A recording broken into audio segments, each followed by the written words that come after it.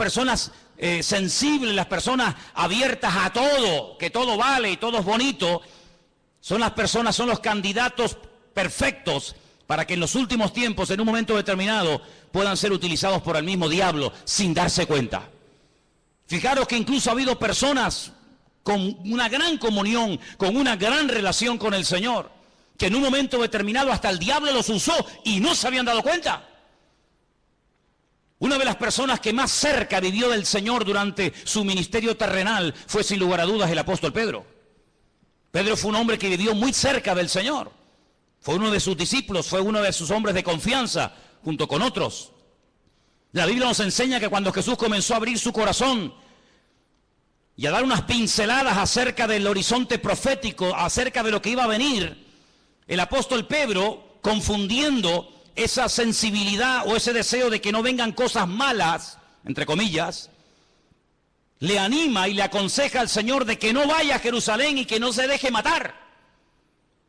Y él piensa que está haciendo algo bueno, diciéndole, no subas, Señor. ¿Por qué te tienes que ir a Jerusalén a exponerte a la muerte? Y el Señor Jesucristo dice que lo reprendió.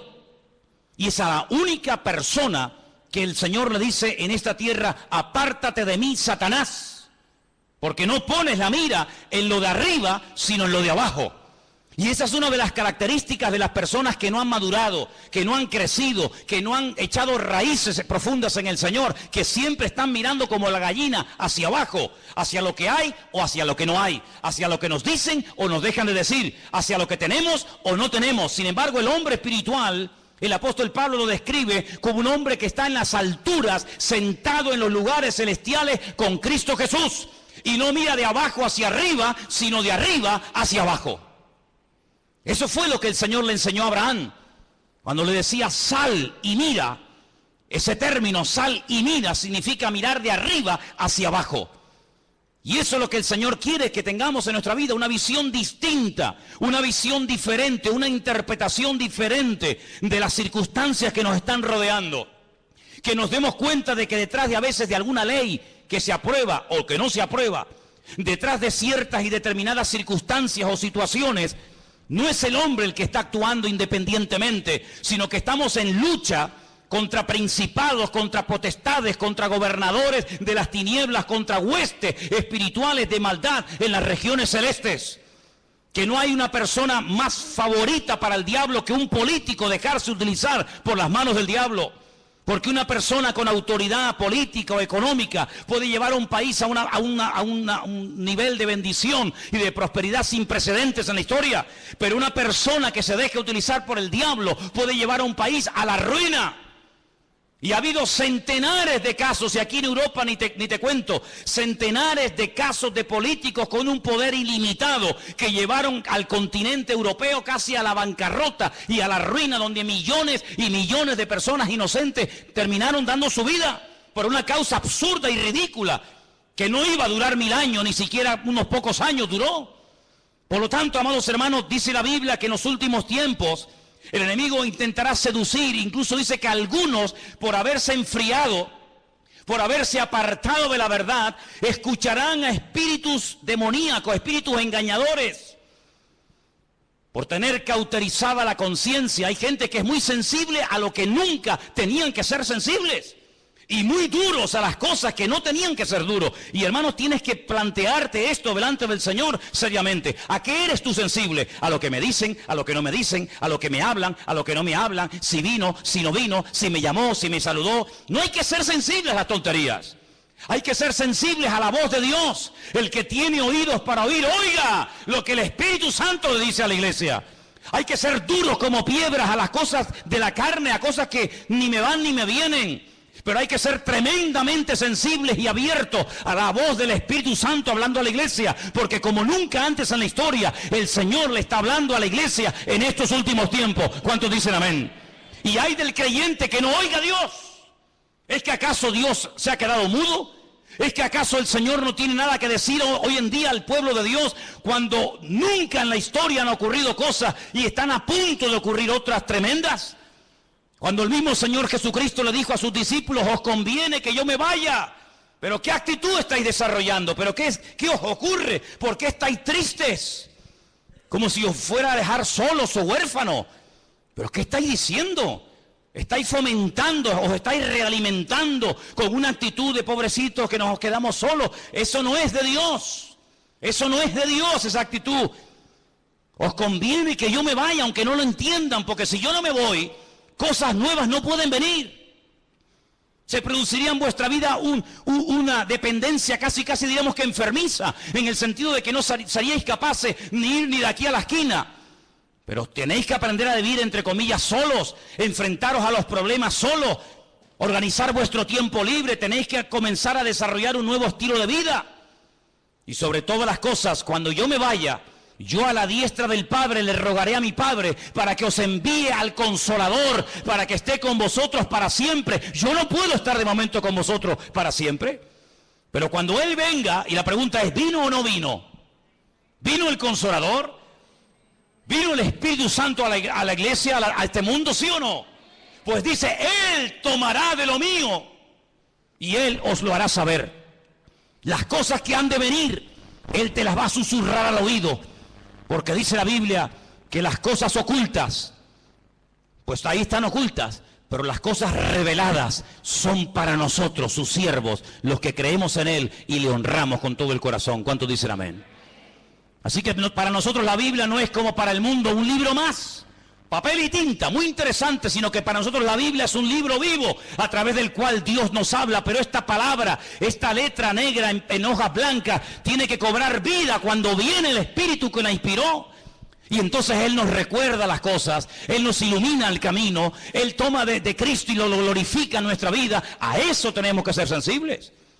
Pero si entramos en un círculo de religiosidad, si no hay una renovación espiritual, si no hay un crecimiento, si hay una vida rutinaria, monótona, tú no te vas a enterar de nada. Pero dice la palabra del Señor que no solamente tenemos que acordarnos de su palabra, fijaros en el versículo 4, dice, acordaos de la ley de Moisés. En otras palabras, hay que echar un ojo al pasado, a lo que se dijo, a lo que se escribió, a lo que se profetizó, a lo que se reveló, pero también dice en el versículo 5, pero yo os envío al profeta Elías. Es decir, con un ojo miramos atrás a lo escrito y con un ojo miramos adelante a lo que está a punto de cumplirse. Hay gente que solamente mira atrás, hay gente que solamente mira al pasado. Incluso algunos cuando van a dar algún testimonio, te cuentan un testimonio de hace 10 años. Que está bien, gloria a Dios, lo que el Señor hizo en tu vida hace 10 años. Me parece muy bonito. Pero ¿y hoy? ¿Hoy? ¿Tienes algo nuevo que contar? O cuando te pida un testimonio vas a subir aquí y me vas a contar cómo te convertiste y cómo Dios te sanó y cómo Dios te liberó hace 40 años. Y ahora ya tienes 40 años más y no hay novedad, no hay renuevo en tu vida. No, mirar atrás a lo que se escribió, mirar a mi siervo, mirar a las profecías. Pero no se olviden que también hay que mirar adelante, a lo que viene. ¿Cuántos dicen amén? Y nosotros vamos a ser una generación que vamos a ver cosas que ninguna generación de la historia vio. Porque la Biblia dice que las cosas que ninguno vio, las cosas que ninguno oyó, son las que las verán y las experimentarán aquellas personas que aman al Señor. ¿Pero en qué estás metido tú? ¿Estudias la palabra? ¿Le preguntas cosas al Señor? ¿Le pides detalles? ¿Le pides información al Señor? Hermanos, cuando se captura a un soldado enemigo, se le interroga, se le saca información. ¿Dónde están los aviones? Dime, ¿dónde están las tropas? ¿Por dónde van a atacar? ¿Cuántos sois? ¿Cómo se llaman vuestros generales? ¿Qué planes tenéis? ¿Qué proyectos tenéis? ¿Qué día pensabais atacar? ¿Por tierra, por mar, por aire? Se le saca información. Nosotros tenemos la mejor fuente de información que jamás ser humano podría tener en esta vida, y es la fuente genuina, la fuente verdadera, y es la fuente de nuestro Dios, el que nos revela la verdad, el que nos muestra el camino. Lámpara es a mis pies tu palabra y lumbrera mi camino. Dice que es como una antorcha que alumbra en medio de las tinieblas, para que aquel día no os sorprenda como ladrón en la noche. Nosotros podemos saber quién será y quién no será el anticristo, hasta cómo se va a llamar, y cómo va a ser, y cómo va a hablar, y dónde va a vivir, y qué va a hacer, y dónde va a morir. Lo sabemos nosotros. ¿Por qué? Porque miramos a lo escrito, pero también miramos con suma cautela al futuro, porque sabemos que lo que se escribió se va a cumplir sí o sí en nuestros tiempos. ¿Cuántos dicen amén? Pero si gastas más tiempo en ver Supervivientes, El Gran Hermano y todas esas sandeces y estupideces que tienen a la gente atontada, incluso a muchos de ustedes que los tienen atontados perdidos, que os sabéis el nombre de todos los golfos y golfas de este país, que no han pegado un palo al agua en la vida, que viven del cuento, de plató en plató, de mentira en mentira, de engaño en engaño, que no han hecho nada, ni han estudiado, ni han trabajado, sino que se acostaron con uno y viven de lo que del pecado que hicieron. Si solamente dedicáis tiempo a eso y no a la palabra de Dios, aquel día a muchos de ustedes les va a sorprender como ladrón en la noche. Pero el Señor dijo, ustedes no pueden ser así. Ustedes tienen que estar velando y orando para que el diablo no os sorprenda y para que no os quedéis sin aceite, sino que viváis renovados. Ahora, ¿qué ocurre con este pueblo? Entró en una actitud muy peligrosa y contagiosa. Dejadme que os diga algo. La salud no se contagia. Usted está sano y se junta un enfermo y su salud no contagia no contagia en el buen sentido de la palabra a ningún enfermo. Y aquí tenemos un gran enfermero entre nosotros que nos lo podría decir, y tenemos hermanos que entienden de esto. Usted va a un hospital, usted está sano, no tiene ninguna enfermedad, no tiene ningún problema, su salud no se transmite a nadie. Pero cuidado, hay algunas enfermedades que si no tomamos medidas preventivas, sí nos pueden ellos contaminar a nosotros. ¿Sí o no? Es una cosa increíble, ¿no? Como una manzana podrida puede afectar a todo un saco y no todo un saco a una sola. Es increíble, pero es así. Pero Dios nos habla a través de lo natural para que entendamos cómo funciona también el mundo espiritual. Ahora fíjense qué curioso, esta gente entró en una actitud de queja. Y la queja es el cáncer del espíritu que mata la fe del pueblo de Dios. Cuanto más se queje, más oportunidades tendrá el enemigo para afectarle su fe, para desconectarle del Señor, para nublarle la visión, para sacar conclusiones equivocadas, para ver lo que no es y no ver lo que sí es. La queja es un pecado terrible que ha afectado a millones de seres humanos, pero lamentablemente de ministerios, de líderes de alabanza, de líderes de jóvenes y de creyentes en toda la faz de la tierra. Y a veces hablas con un creyente y habla exactamente igual que un inconverso, menos cuando entra al culto, que parece que se transforma y comienza en ese tiempito a comportarse como un cristiano, pero lo sacas del ambientillo y habla igual, se comporta igual, actúa igual, piensa igual, sus metas son exactamente iguales. ¿Por qué? Porque ha habido un cambio tal vez exterior, pero no ha habido un cambio, una transformación en lo más profundo de su corazón. Y quiero leerles un versículo en esta tarde que se encuentra en el libro de los Hechos. El libro de los Hechos, lo había apuntado por aquí. Un versículo muy interesante. Cuando Pedro está predicando su primer mensaje en el día de Pentecostés, en Hechos capítulo 2. Hechos capítulo 2.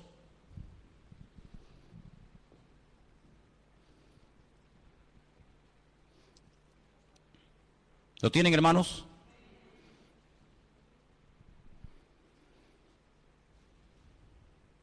En Hechos capítulo 12 el apóstol Pedro se pone de pie y le dice a los creyentes que estaban en aquel lugar: ustedes lo que tienen que hacer es un cambio de actitud ya. Versículo 38.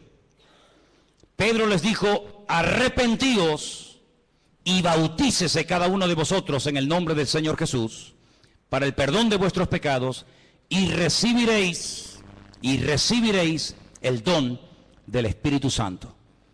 El apóstol Pedro llama a aquellos judíos que han subido a Jerusalén a celebrar las fiestas, en este caso la fiesta de Pentecostés o de Shavuot, los llama al arrepentimiento. Ahora, no había subido una multitud de paganos, de idólatras de todas las naciones de la tierra para ir al templo de Jerusalén a adorar al Dios vivo, no. Habían subido multitudes, miles y miles de personas, familias enteras, habían ido a Jerusalén para adorar al Dios vivo, luego eran creyentes. No eran paganos, no eran idólatras, eran personas que viajaban de España, de Italia, de Grecia, de Babilonia, de Irán, de África, de todas partes del mundo, días, semanas enteras para ir a Jerusalén a adorar a Dios. Y a esas multitudes que iban cargados con sus ofrendas, con sus diezmos, a esas multitudes Pedro les dice: arrepentíos, En otras palabras, no solamente el arrepentimiento es para el inconverso, para el que practica la idolatría, para el que practica el pecado, sino que también el arrepentimiento, el cambio de vida, también es para el creyente y para el Hijo de Dios. ¿Cuántos dicen amén? Cada día tenemos que arrepentirnos de algo. Tenemos que arrepentirnos cada día siempre de algo, siempre y cuando te mires al espejo del Señor. Claro, si te miras en el espejo de otro que vive peor que tú eres un fuera serie. Pero si nos ponemos delante de la presencia del Señor, cada día nos damos cuenta de que hay algo en lo que tenemos que cambiar. Algo que tenemos que dejar atrás, una renovación, una transformación. Y por eso Pedro los llama al arrepentimiento. Por eso Pedro los confronta. Y más adelante, si siguiéramos leyendo su mensaje, dice que le dice a la multitud que el Señor está como retenido en el cielo hasta el tiempo de la restauración de todas las cosas. Y ahora, volviendo a Malaquías, nos encontramos que el Señor les dice al pueblo: cuando yo envíe a mi siervo a predicarles, dice en el versículo 2, vosotros los que teméis mi nombre, nacerá el sol de justicia, en sus alas traerá salvación. Esa palabra es la palabra marpé, que viene de un verbo hebreo que es rafá, que significa curación o sanidad. Así que realmente más que salvación, porque la salvación no la tiene que traer el Señor porque ya está aquí, ya hemos sido salvos por medio de la fe, dice la Biblia, pero cuando el Señor viene, dice que viene a traer sanidad, viene a traer restauración. Y hay muchas personas que han nacido de nuevo, digamos que son salvas, pero están enfermas. Están enfermos en su alma. Por eso no pueden alabar a Dios, aunque sean cristianos. No pueden alabar a Dios, porque su alma está encarcelada. Y esa es una sensación que David experimentó un tiempo de su vida, no siempre, pero un tiempo de su vida. Él llegó a escribir en uno de sus muchos salmos: Señor, saca mi alma de la cárcel para que pueda alabar tu nombre. El rey David, el dulce cantor de Israel, el hombre más cerca del corazón de Dios, le pide a Dios: saca mi alma de la cárcel porque no te puedo alabar. Devuélveme el gozo de la salvación, que lo tuve pero lo he perdido. Renueva en mí un espíritu noble, un espíritu recto. Y cuando hagas esa obra transformadora en mi vida, cuando restaures mi alma, entonces los inconversos te conocerán y podré publicar las virtudes de aquel Dios que me llamó y me transformó. Hay tanta gente enferma en las iglesias, tanta gente enferma de recuerdos, personas que sufrieron una herida hace montones de años y no se dejaron sanar, personas que en la intimidad viven como inconversos y se llaman cristianos. Le dijo una vez el Señor a través de su siervo a una de las iglesias del Apocalipsis: tenéis nombre de que vivís y estáis muertos. Usaban un nombre que no hacía referencia a la situación real de la congregación y a la situación real de su vida. ¿Cómo se sabe si usted está vivo realmente? Primero, hay un deseo tremendo de alabar a Dios constante y permanentemente, ¿sí o no? ¿No se acuerda usted cuando comenzó a conquistar a su mujer? ¿Eras tan seco como eres hoy en día? ¿Eres tan antipático como a veces eres? ¿O tan frío, o tan no sé qué? ¿A que no? Ay, amigo. Le voy a pedir un día a las hermanas que traigan las poesías que tu marido te escribía antes de casarte contigo. Elena guarda todas las cartas, ni se te ocurra traer una, ¿eh? Elena tiene montañas de cartas que yo le escribía desde el ejército cuando estaba. Las cosas que uno decía para conquistar a esa mujer, ¿verdad? Uno no sé de dónde sacaba ese ramalazo de Gustavo Adolfo Bécquer. No sé de dónde sacaba uno eso. Después ya se acabó todo eso. Se acabó todo eso. Qué tremendo, ¿no? Pues eso es la primera característica de un cristiano que está vivo, que tiene ganas de alabar a Dios, porque está enamorado de ese Dios que le ha transformado la vida. Cuando un creyente no alaba a Dios, está enfermo. Está enfermo. Si usted no tiene ganas de alabar a Dios, tu amor hacia Él se ha apagado. Si tú ya no tienes ganas de decirle nada a tu esposa o a tu marido, es que tú ya no lo amas como al principio. Ya para ti el vivir o el convivir con Él ya es como una especie de, bueno, esto es lo que hay. Sin embargo, en la Biblia nos llama a una renovación constante y permanente. Vivir con un hombre, vivir con una mujer a la cual no amas y del cual no estás enamorado, tiene que ser una tortura. Hasta asco te tiene que dar que te ponga la mano encima. Estar al lado de un hombre, dormir al lado de un hombre y de una mujer que no amas cuando tu corazón no está con ella o cuando tu corazón no está con él, tiene que ser una tortura terrible. No ves la hora de salir de esa casa. Siempre hay algo que te atrae más que el estar en casa. ¿Por qué? Porque no quieres estar con ese hombre, porque no quieres estar con esa persona. Cualquier cosa te atrae. Sin embargo, cuando estás enamorado de él o de ella, ay amigo, las horas son segundos, ¿a que sí? Pero cuando no hay amor, los segundos te parecen eternidad. Eso es lo que pasa con el Señor. Lo segundo que pasa cuando uno está enamorado del Señor es que le quiere hablar a todo el mundo de lo que tú tienes. Al amigo, al vecino, al compañero de trabajo, al primo, al cuñado, al de arriba, al de abajo, a todo el mundo. ¿Por qué? Porque quieres como que todo el mundo ame y sirva al Señor como tú lo estás haciendo. Pero cuando una persona no le habla a nadie del Señor, es porque no está orgulloso y no quiere presumir del Señor que tiene. ¿No tienes nada que decir? ¿Qué le voy a contar yo a mi vecino de Dios si yo ni siquiera le conozco? ¿Qué le voy yo a hablar a mi vecino del amor a Dios cuando yo ya ni le amo tanto, ni le alabo, ni le adoro? Es otra característica. Y podríamos hablar de muchas. Por eso el Señor le dice, mira, lo que a ustedes hace falta es una renovación espiritual. Y entonces dice que les enviaría al profeta Elías. Y ahí se produciría una restauración en el seno de la familia. Lean conmigo el versículo 5. 4:5 de Malaquías. He aquí, yo os envío al profeta, ¿qué dice? Elías, antes de que venga el día del Señor grande y terrible. ¿Saben que hasta el día de hoy Israel está esperando a Elías? En todas las sinagogas del mundo, en todas. Hay una silla muy bonita, enorme, en la cual nadie se sienta. Algunas veces la forran hasta con plástico para que no se eche a perder, ni se manche, ni se ensucie. Y cuando preguntas, esta silla tan grande, tan diferente a todas las demás, ¿esto qué es? Te dicen, esta es la silla donde se sentará el profeta Elías cuando venga. Y dice la Biblia que una de las cosas que haría Elías sería hacer volver el corazón de los padres hacia los hijos y el corazón de los hijos hacia los padres. Esa es una reconciliación de generaciones. Una reconciliación entre el pasado y el presente. Una reconciliación en la familia. Qué triste cuando a veces se han dividido iglesias y unos miembros de una familia están en una congregación y otros miembros de la misma familia están en otra congregación. Y salen el domingo de la casa y unos se van con papá a un culto y otros se van con mamá o con el primo, con el tío, yo qué sé, se van a otra iglesia. ¡Qué terrible! Qué terrible que ni siquiera son capaces los miembros de una misma familia ir a un mismo lugar a alabar al Señor. El Evangelio, en vez de unirlos, los ha separado. El Evangelio, en vez de poner amor entre ellos, ha puesto un distanciamiento que aunque viven bajo el mismo techo y comen en la misma cama, o en la misma mesa y duermen en la misma cama, hay un abismo entre ellos. Y el Señor sabe que una familia dividida es una familia que no tiene nada que aportar a una congregación.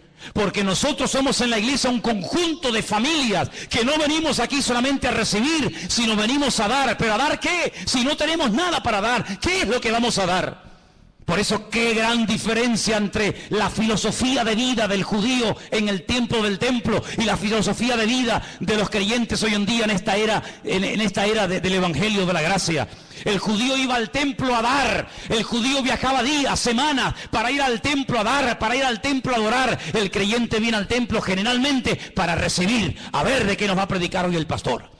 A ver quién va a predicar hoy, a ver cómo está el culto hoy. Y entonces depende de cómo ha ido el culto, depende de cómo ha ido el mensaje, te afectará para bien o para mal el resto de la semana. Y eso es algo que tenemos que corregir inmediatamente.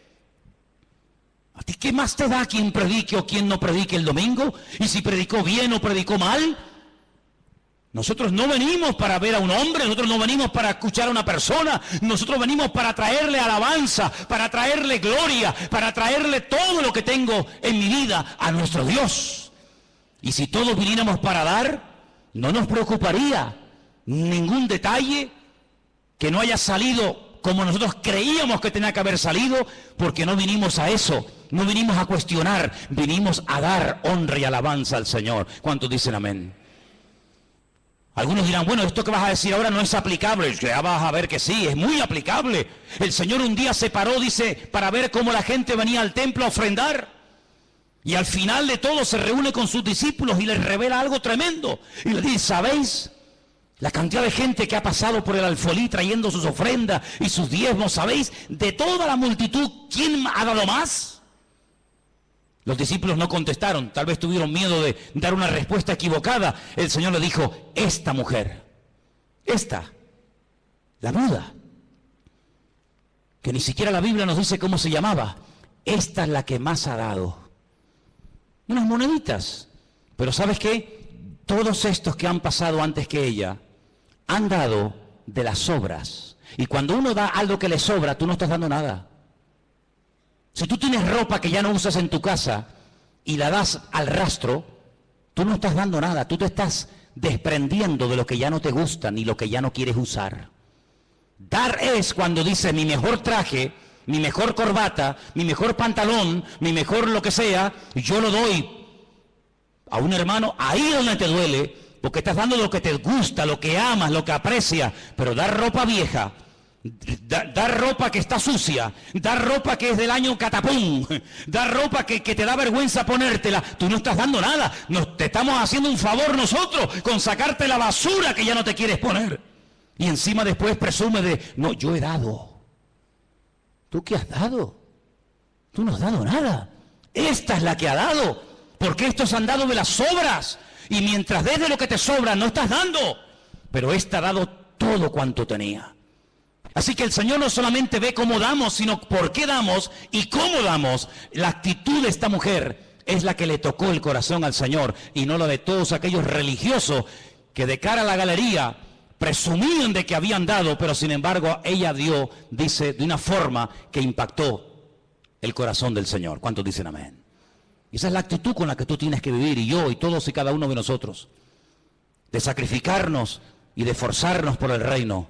Qué poco sacrificio hoy en día hay en el pueblo de Dios, qué pocos sacrificados hoy en día se ven en las iglesias a la hora de servir al Señor.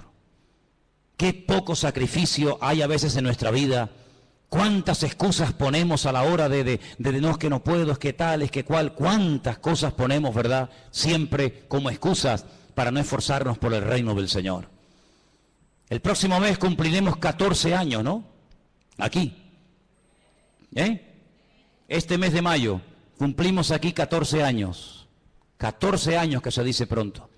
Sin el esfuerzo, sin el apoyo de un remanente fiel que siempre ha habido, hubiera sido prácticamente imposible llegar a este punto.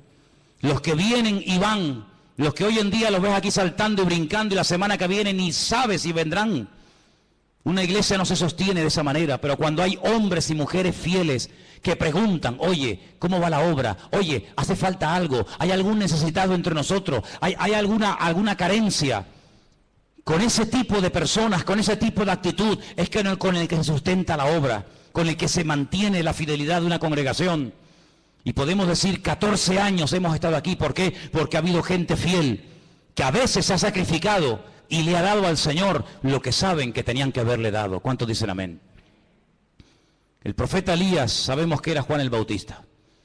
Un hombre que vino antes del Señor y aproximadamente durante un año trajo un ministerio de restauración, produjo una revolución, creó una expectativa en el pueblo de Israel, pero él siempre decía, yo no soy el que tiene que venir, yo solamente soy la voz de uno que clama en el desierto, pero el que viene detrás de mí, a ese es al que tenéis que oír y a ese es al que tenéis que escuchar. Pero antes, dejadme que os lleve al capítulo 3, verso 2, donde dice, ¿cómo será el día del Señor?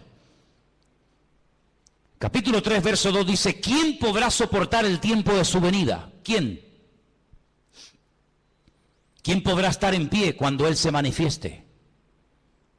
Cuando el Señor venga, toda la humanidad, aunque te cueste entenderlo, todos tendrán que ponerse de rodillas. Todos. Toda rodilla se doblará, dice la Biblia. Toda rodilla se doblará. Por eso dice aquí, ¿quién podrá estar en pie cuando Él se manifieste? porque Él es como fuego purificador y como jabón de lavadores. Es decir, que el día del Señor será para lavar, será para quemar la escoria, será un tiempo de purificación.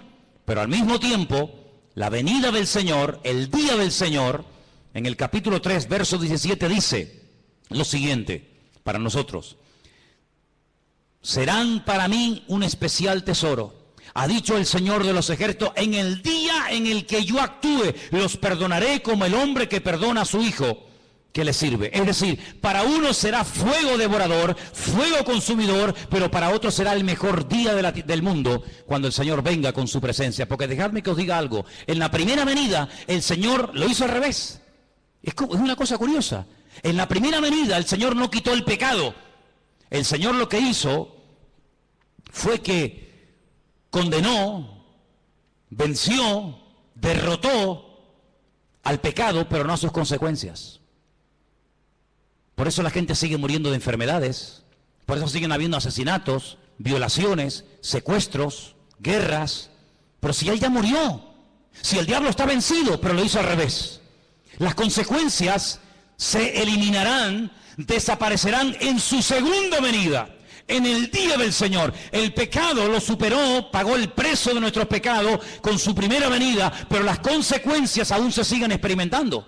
El alma que pecare, esa morirá, dice la Biblia. Pero en su segunda venida dice la Biblia que las consecuencias del pecado se eliminarán. Por eso dice que ya nadie va a llorar más, nadie va a morir, nadie tendrá enfermedades. ¿Por qué? Porque su segunda venida será no solamente un tiempo de purificación y de bendición, sino que Él quitará toda maldición de la tierra. La palabra maldición, jerén, se puede traducir de dos formas, de un término polivalente: por destrucción o por maldición. Hasta el día de hoy las maldiciones hereditarias en los que aborrecen al Señor se siguen manifestando. Hasta el día de hoy el diablo sigue hurtando, matando y destruyendo, aunque está vencido. Pero en su segunda venida, cuando lo ate y tiempo más adelante lo echa al horno de fuego, dice la palabra de Dios que nunca más habrá maldición, ni muerte, ni traiciones, ni violaciones, ni asesinatos, ni enfermedades, ni despedidas, ni nada, sino que la obra del Señor será una obra totalmente completa. Ahora, en Nazaret, donde el Señor se crió, Él fue un día a la sinagoga y dice que lo invitaron a leer, y Él leyó la siguiente porción. Si quieren venir conmigo, en Lucas 4:16, el Señor entra a la sinagoga de Nazaret y lee una porción muy interesante del profeta Isaías. Y dice lo siguiente, Lucas 4, versículo 16. Vino a Nazaret, donde Él se había criado, y en el día de reposo entró en la sinagoga conforme a su costumbre y se levantó a leer. Es decir, que el Señor entraba a la sinagoga y no pasaba desapercibida su presencia. Él participaba, leyendo, orando, sanando. No vemos al Señor de una forma ahí oculto en la sinagoga, sino que cada vez que lo vemos en el interior de una sinagoga, lo vemos siempre haciendo algo. Y en este caso dice que se levanta ahora a leer y se le dio el libro del profeta Isaías. Y habiendo abierto el libro, halló el lugar donde estaba escrito. Escuche, esta es la porción, qué bueno que lo tenemos en la Biblia, sabemos lo que Él leyó ese día, y fue esto: el Espíritu del Señor está sobre mí, por cuanto me ha ungido para dar buenas nuevas a los pobres. Me ha enviado a sanar a los quebrantados de corazón, a pregonar libertad a los cautivos, vista a los ciegos, a poner en libertad a los oprimidos y a predicar el año agradable del Señor. Enrollando el libro se lo dio al ministro y se sentó, y los ojos de todos en la sinagoga estaban fijos en él. Comenzó a decirles: hoy se ha cumplido esta escritura delante de todos vosotros. Esa escritura que el Señor leyó se encuentra en el libro del profeta Isaías, capítulo 61. Cuando lleguen a casa, buscan Isaías 61, versículo 1 y versículo 2. Y se van a dar cuenta de que el Señor hizo algo muy interesante, que generalmente no se suele hacer. Cuando yo le pido a un hermano, a alguien que suba aquí a traer una lectura, el hermano lee los versículos completos. Nunca ningún hermano subirá a la plataforma y leerá los versículos, digamos, como cortados. Bueno, leo desde aquí hasta aquí, pero el resto del versículo no lo leo. El Señor sí lo hizo. Si ustedes después comprueban en casa, la lectura que él lee de Isaías 61, él la corta. No termina así. No termina así el versículo que él está leyendo. No termina diciendo a predicar el año agradable del Señor, sino que dice más, pero a propósito paró. Y el resto no lo leyó. Y cuando él se siente, la gente se le queda mirando como diciendo, pero ¿por qué ha leído así? ¿Por qué ha cortado? ¿Por qué ha mutilado el texto? Y se le quedan mirando, él se levanta y dice, ¿sabéis una cosa? Esto que acabo de leer, esta porción que acabo de leer, se ha cumplido hoy delante de todos vosotros. Es decir, él te está diciendo que en su primera venida, en su primera manifestación visible, lo que él acaba de leer iba a ser la tónica, lo normal en su ministerio. Libertad, sanidad, predicación del Evangelio en las calles, sanar a los quebrantados de corazón, etcétera, etcétera. Pero la otra parte no tenía que ver con su primera venida, sino con su segunda venida, y es de la cual está hablando el profeta Malaquías. Luego nosotros creemos, y es muy claro en la palabra, que el Mesías vendría dos veces. Una primera vez para cumplir con lo que hemos leído esta tarde, y una segunda vez, que es la que nosotros viviremos y experimentaremos y veremos, que tenemos que conocer los detalles y las cosas que van a ocurrir en su segunda venida. Porque si yo en esta tarde les preguntara a muchos de ustedes, decidme cosas que ocurrieron durante la primera manifestación visible del Señor, cosas que hacía, cosas que se producían, todos estáis puestos en el tema. Uno me dirán, pues sanaba a los ciegos, echaba fuera a los demonios, multiplicaba los panes y los peces, convertía el agua en vino, multiplicaba... Bien. Pero la segunda venida es la que a nosotros nos va a afectar directamente. Nosotros no estuvimos en su primera venida, no lo vimos, no estábamos allí. Creemos por fe lo que otras personas vieron y que escribieron y nos ha llegado hasta nosotros. Y creemos a pie juntillas que los testigos oculares de su primera venida, lo que vieron y lo que experimentaron, lo transmitieron fielmente hasta nuestros días. Amén, hermanos. Pero allí no estuvimos. Yo no escuché de labios de Cristo el sermón del monte. Yo no vi cómo sanaba al ciego poniéndole barra en los ojos y mandándolo a lavarse al estanque de Siloé. Yo no lo vi cuando entró en el estanque de Betesda y le dijo a aquel paralítico, levántate, toma tu lecho y anda. Yo no estaba en la barca y lo vi caminando por encima de las aguas. No estuve en el monte de la Calavera viendo cómo lo clavaban. Y no estuve en el día de Pentecostés viendo a aquella multitud recibiendo el poder del Espíritu Santo. No estuve allí. Nosotros creemos en todos esos detalles porque creemos que lo vieron y lo experimentaron, lo transmitieron, no solamente oralmente, sino por la Escritura. Pero, amados hermanos, a nosotros sí nos va a afectar la manifestación del anticristo. A nosotros sí nos va a afectar la coalición de naciones paganas, coaliciones de naciones, ¿verdad? Que entre ellas se llevaban como el perro y el gato, pero que se van a unir para ir a atacar al pueblo de Israel. Nosotros tenemos que conocer los detalles de su segunda manifestación. ¿Para qué? Para que aquel día no nos sorprendan las cosas. Porque tenemos que partir de la base, y Malaquías lo deja bien claro, que el que controla la historia, el que pone y el que quita, el que abre y el que cierra, el que mueve a las naciones y a los dirigentes del mundo, es el Dios soberano de toda la tierra. ¿Cuántos dicen amén? Así que los que van a ganar en las próximas elecciones,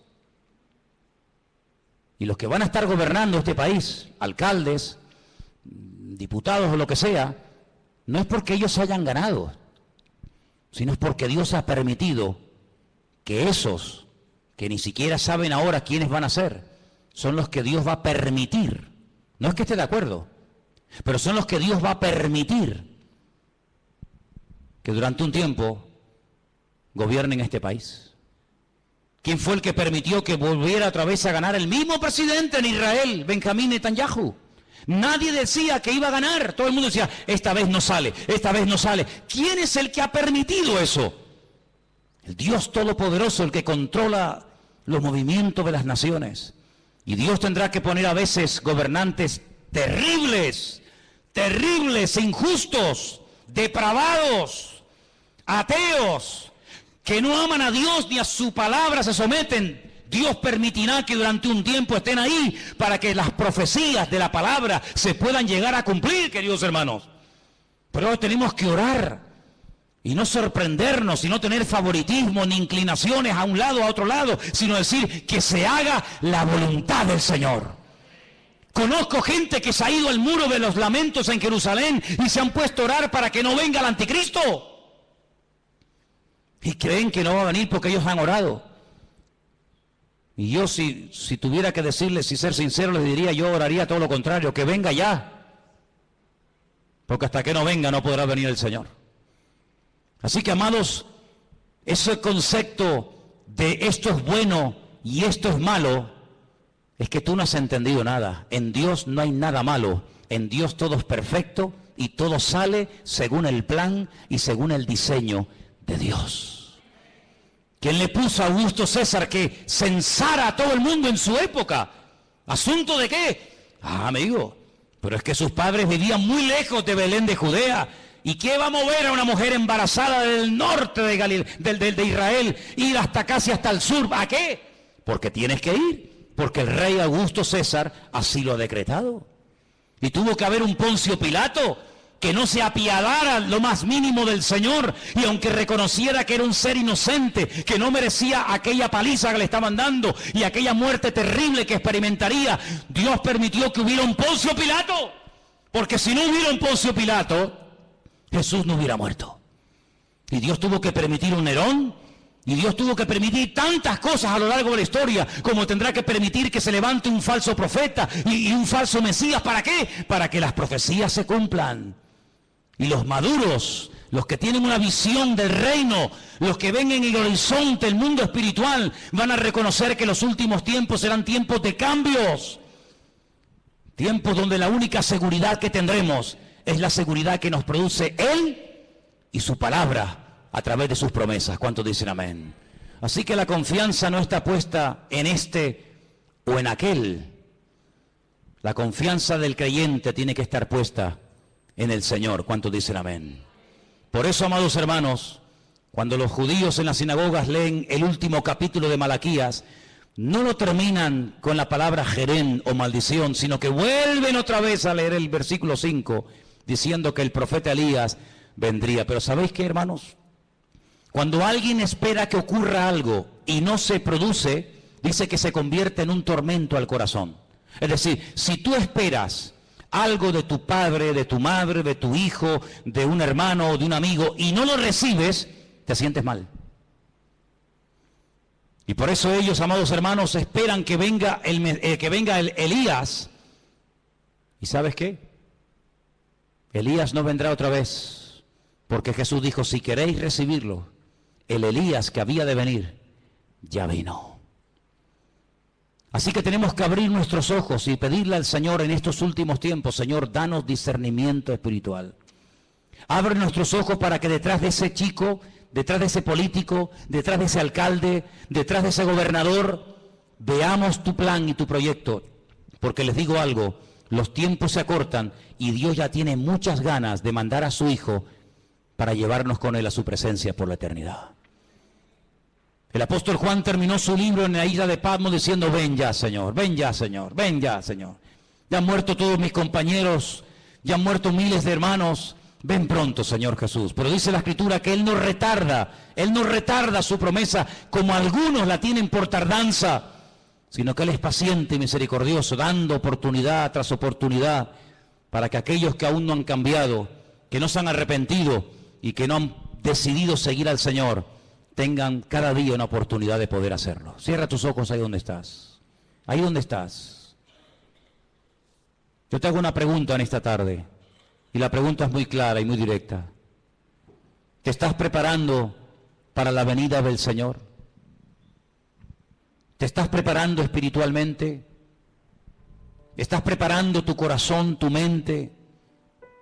¿Te estás preparando para la venida, para el día del Señor? Porque si no te estás preparando para su venida, entonces, ¿para qué te estás preparando? ¿Es que acaso hay algo más importante? ¿Es que tienes tú otros planes diferentes a los que Él tiene para ti?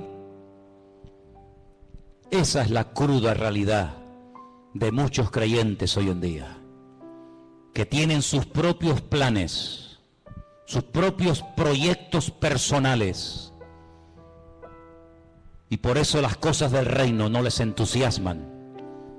Y como dijo alguien, donde no hay entusiasmo por la obra de Dios, no se puede esperar bendición. Donde hay bendición es donde creamos una atmósfera, una expectativa de querer recibir el toque de Dios. Así que, amados hermanos, vamos a prepararnos. Vamos a dedicar un poquito más de tiempo a nuestro Dios. Es tremendo que en el siglo XXI todavía tengan que haber pastores que a los cristianos, a los ungidos,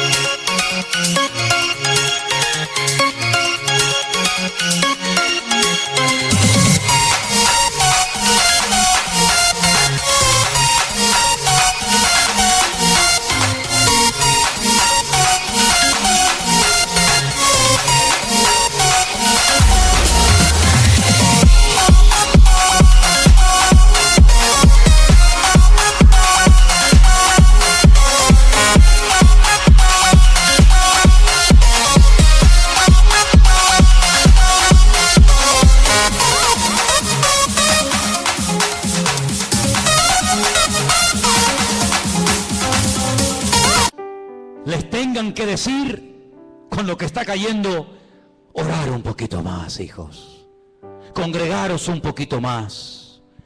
En pleno siglo XXI, que todavía se tengan que predicar este tipo de mensajes, es algo increíble. Si nuestros hermanos del siglo I nos vieran, si nuestros hermanos vieran cómo viven los cristianos de la última generación, seguramente se quedarían sorprendidos, porque ellos hasta se saludaban con el Maranata. Él viene, Él viene. Y nosotros ya muchas veces ni el famoso Dios te bendiga, hermano, ni siquiera algunos lo saludan o lo usan. El paz, shalom, bendiciones, ya en algunos ya ni existe esa expresión, sino que las típicas preguntas: ¿cómo estás? ¿Ya tienes trabajo? ¿Ya pudiste pagar el alquiler? ¿Cómo está tu niño? ¿Cómo le van los estudios? Qué diferentes somos, qué distintos somos. Pero, amados hermanos, los creyentes del siglo XXI, vamos a ver cosas que ningunos hermanos del pasado vieron. Profecías que durante miles de años han estado dormidas, comenzarán a cumplirse delante de nuestros ojos. Y solamente para aquellos hombres y mujeres que le aman y le sirven de verdad, solamente para ellos, la bendición de Dios les alcanzará. Algunos esperan que venga Elías, otros esperan que gane este partido o el otro, otros esperan que venga trabajo, otros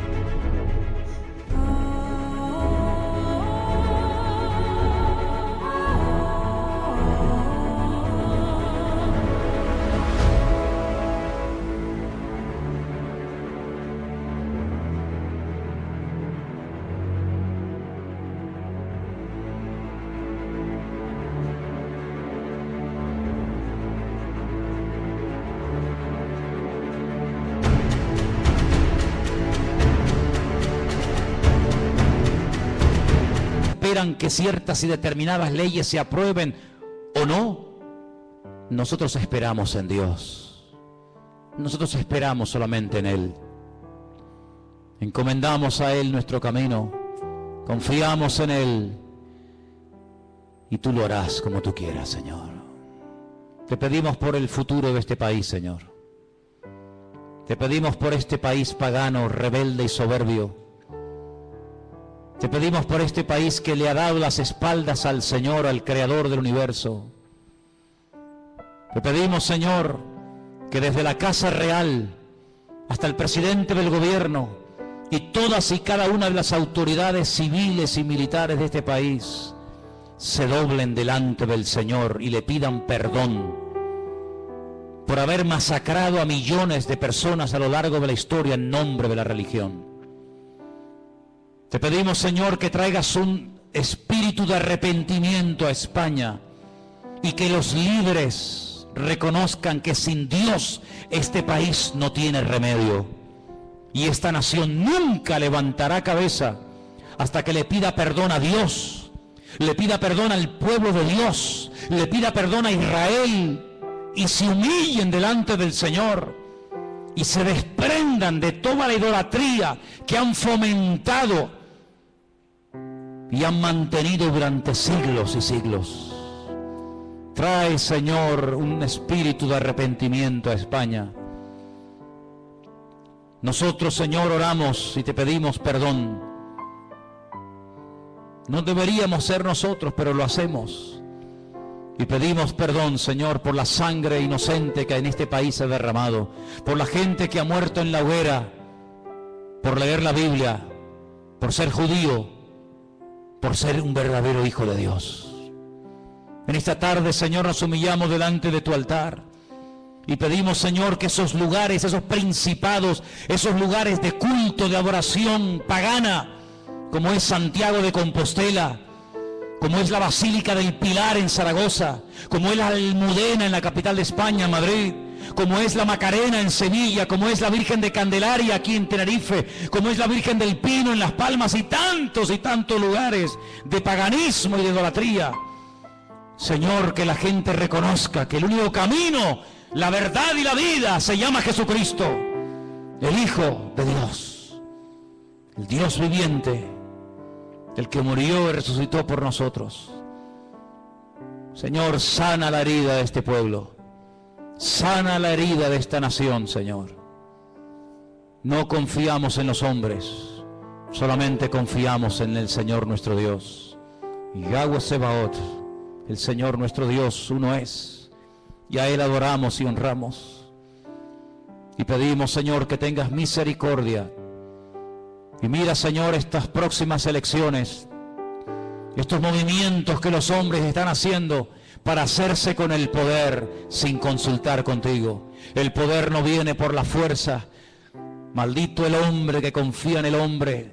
Que no se alabe el sabio en su sabiduría, que no se alabe el valiente en su fuerza, sino alabes en esto el que se hubiere de alabar, en conocerme y en entenderme y en cumplir con mi voluntad. Bendice las iglesias que predican tu palabra. Bendice, Señor, ese día especial que estaremos muchos hermanos allí en la calle. En el día de España oramos por ti, que sea un éxito y que doblemos nuestros corazones delante del único que puede traer sanidad y restauración a las naciones y a este país, a España, Señor. Pon tu mano, Señor, que seamos una luz en medio de este país que le ha superado a Sodoma y a Gomorra en maldad, en injusticias, en lesbianismo, en homosexualidad, en abortos, en crímenes. Nos humillamos delante de ti, Señor, y pedimos que tu pueblo marque una diferencia y que podamos verdaderamente brillar y marcar una diferencia como hijos y como hijas de Dios que somos. Recibe toda la gloria y toda la alabanza en esta noche, en el bendito y poderoso nombre de Jesús.